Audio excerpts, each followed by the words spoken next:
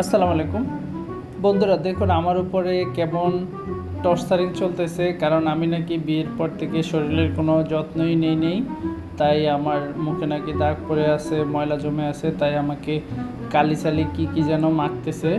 আমি তো অত শত বুঝি না। খুব কঠিনভাবে আমার উপর এরকম অত্যাচার চলতেছে। এটা কি ভালো বলেন? কারণ আমি নাকি যত্নে নেই নাই বিয়ের পর থেকে, তাই আমার উপর এভাবে অত্যাচার চলতেছে, আমাকে কালিকুলি মাখতেছে। তারপরে দেখুন পুরা মাথা, পুরা কপাল, পুরো শরীরে কালিকুলি দিয়ে আমাকে কি অবস্থা করে ফেলছে। নাকি এগুলা 10 মিনিট পরে আবার তুলবে, তখন নাকি আমার মুখ পরিষ্কার হবে, মুখ থেকে ধুলাবালি যাবে। আমি তো কিছুই বলতে পারি না, আমি একটু শুয়ে আছি। তাই আমার এই অবস্থার উপরে আমাকে আর উঠতেই দিল না।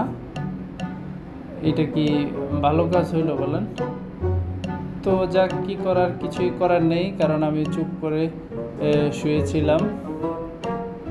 আমি কিন্তু অলরেডি ঘুমের মধ্যে ছিলাম, তখনই আমার উপরে এভাবে আক্রমণ চালাইছে। আর এই যে আমাকে এখন কেমন লাগে, একদম কালিকুলি মেখে আমাকে ভরায় ফেলছে। দেখি কি হয় শেষ পর্যন্ত। আমার আমার হাসি আসতেছে অলরেডি। এখন নাকি আবার তুলবে 10 মিনিট পর। 10 মিনিট হয়ে গেল নাকি, এখন আবার এই যে তুলতেছে, এখন আবার তুলতেছে। এই যে এটা তোলার পরে আমার মুখের ব্রণ, কালো দাগ, তারপরে হালকা হালকা স্পট, এগুলি নাকি চলে যাবে। তবে একদিন ব্যবহার করে অতটা যাবে না, প্রত্যেক দিন নাকি দিতে হবে।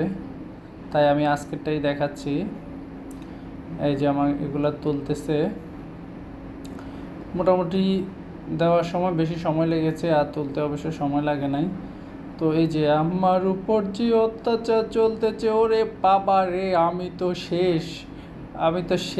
একটা স্টিক দিয়ে আমার আর ময়লা তুলতেছে। ওরে বাবা, আমার কান্না চলে আসছে। আমি কি করব বুঝতে পারতেছি না। এইটা তো উচিত না, এভাবে আমাকে জোর করে আমাকে এইভাবে দুঃখ দেওয়া। আমার চোখে পানি চলে আসছে।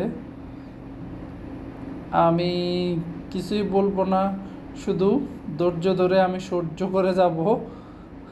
আর দেখি কি হয়, আমাকে কতটুকু।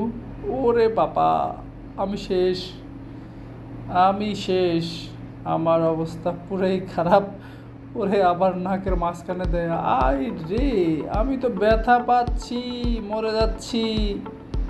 ও, ব্যথা পাচ্ছি, মরে যাচ্ছি। কি কি জানি বাইর করে আল্লাহ। আর বাইর করার দরকার নাই, দুঃখ পাইতেছি। এই হচ্ছে আমার উপর অত্যাচার।